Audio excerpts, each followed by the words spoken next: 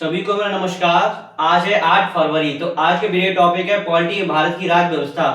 आज की क्लास में हम समझेंगे कि संसद में कौन कौन से प्रश्न पूछे जाते हैं, इसके बारे में समझेंगे। तो चलिए स्टार्ट करते हैं। बात हो रही है प्रश्नों की, यानी कि संसद में कितने प्रकार के प्रश्न पूछे जाते हैं। तो संसद में मुख्यतः 3 प्रकार के प्रश्न पूछे जाते हैं: तारांकित प्रश्न, अतारांकित प्रश्न और अल्प सूचना के प्रश्न। तो क्या होते हैं तारांकित प्रश्न, इसके बारे में सबसे पहले समझते हैं। तो चलिए स्टार्ट करते हैं। सबसे पहले बात करते हैं तारांकित प्रश्नों की।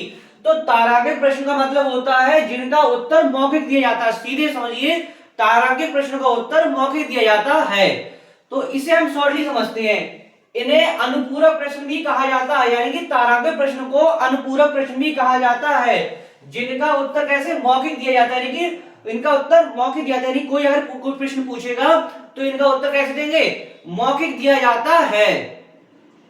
साथ में पढ़ते हैं, इन प्रश्नों में सदस्यों को पूरक प्रश्न पूछने की अनुमति होती है, यानी कि जो सदन के सदस्य होते हैं उनको पूरक प्रश्न पूछने की अनुमति होती है।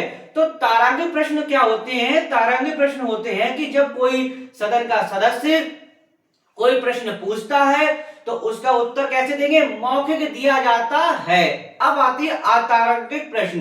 तो अतारांकित प्रश्न का उत्तर कैसा, लिखित दिया जाता है। कैसे दिया जाता है, लिखित दिया जाता है। तो चलिए समझते हैं। अब बात हो रही अतारांकित प्रश्नों की। इनका उत्तर मंत्री द्वारा लिखित दिया जाता है, यानी वाई रिटन दिया जाता है, जिस पर कोई अनुपूरक प्रश्न नहीं पूछा जा सकता। क्वेश्चन पूछता, क्या अतारांकित प्रश्नों का अनुपूरक प्रश्न पूछा जा सकता है? तो नहीं, अतारांकित प्रश्नों पर अनुपूरक प्रश्न नहीं पूछा जाता है। तो अतारांकित प्रश्न क्या होते हैं?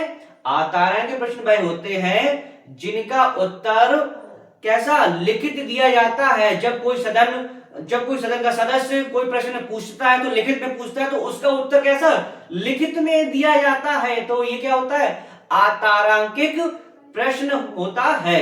अब आती है अल्प सूचना प्रश्न। तो क्या होता है अल्प सूचना प्रश्न? ये प्रश्न अत्यंत महत्वपूर्ण सार्वजनिक मामलों संबंधित होते हैं, यानी बहुत ही महत्वपूर्ण सार्वजनिक मामलों संबंधित कौन से होते हैं, अल्प सूचना के प्रश्न, जिन्हें 10 दिनों से कम सूचना देकर पूछा जाता है। यानी कि बहुत ही महत्वपूर्ण के विषय के प्रश्न होते हैं जिनको 10 दिनों से कम सूचना देकर पूछा जाता है, और इनका उत्तर कैसे दिया जाता है, इनका उत्तर मौखिक दिया जाता है। यानी कि कोई सदस्य प्रश्न पूछा, यानी कि सार्वजनिक महत्व के बहुत ही महत्वपूर्ण मुद्दा है, उसके बारे में पूछता है, तो उसका समय सीमा क्यों, 10 दिवस के अंदर कैची इनका उत्तर देना होता है। और इनका उत्तर कैसा देना होता है, इनका उत्तर मौखिक दिया जाता है। यानी कोई सदस्य सदन का पूछता है तो इसका उत्तर कैसे, 10 दिवस के अंदर दिया जाता है। तो आपने क्या समझा, जो आपके सदन के कहती प्रश्न होते हैं, तो कितने प्रकार के कोई सदस्य प्रश्न पूछ सकता है? तो 3 प्रकार। सबसे पहले तारांकित प्रश्न जिनका उत्तर मौखिक दिया जाता है, अतारांकित प्रश्न जिनका उत्तर कैसा, लिखित दिया जाता है, अल्प सूचना के प्रश्न जो सार्वजनिक बहुत महत्व के मुद्दे होते हैं उनके बारे में पूछा जाता है, जो 10 दिवस के अंदर जिनका उत्तर कैसा, मौखिक दिया जाता है। तो 3 प्रकार के प्रश्न हैं, तारांकित प्रश्न, अतारांकित प्रश्न, अल्प सूचना के प्रश्न। अब समझते हैं निजी सदस्यों। कुछ ऐसे प्रश्न होते हैं जो निजी सदस्यों के द्वारा भी नियम के तहत पूछे जाते हैं। अब समझते हैं हम संसद के महत्वपूर्ण प्रस्ताव। तो कौन कौन से संसद के महत्वपूर्ण प्रस्ताव होते हैं, इसके बारे में समझते हैं। तो सबसे पहले बात करते हैं अविश्वास प्रस्ताव की, उसके बाद आता है धन्यवाद प्रस्ताव, उसके बाद स्थगन प्रस्ताव, फिर आता है ध्यानाकर्षण प्रस्ताव। तो अविश्वास प्रस्ताव क्या होता है, मंत्रिपरिषद में विश्वास की कमी व्यक्त करना।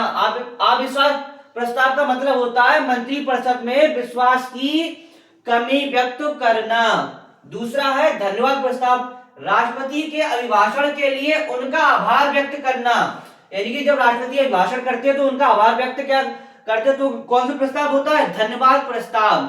अब आता है स्थगन प्रस्ताव, सार्वजनिक महत्व के किसी अत्यावश्यक मामले पर ध्यान आकर्षित करने के लिए लाया जाता है।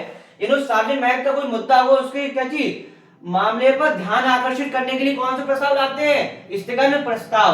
अब आता है ध्यान आकर्षण प्रस्ताव। ध्यान आकर्षण प्रस्ताव क्या होता है, किसी मामले पर संबंधित मंत्री का ध्यान आकर्षित करने के लिए लाया जाता है। यानी ध्यान आकर्षण प्रस्ताव नाम से पता चल सकता है, किसी मामले संबंधित मंत्री का कैसी ध्यान आकर्षित करने के लिए कौन सा लाया जाता है, ध्यान आकर्षण प्रस्ताव।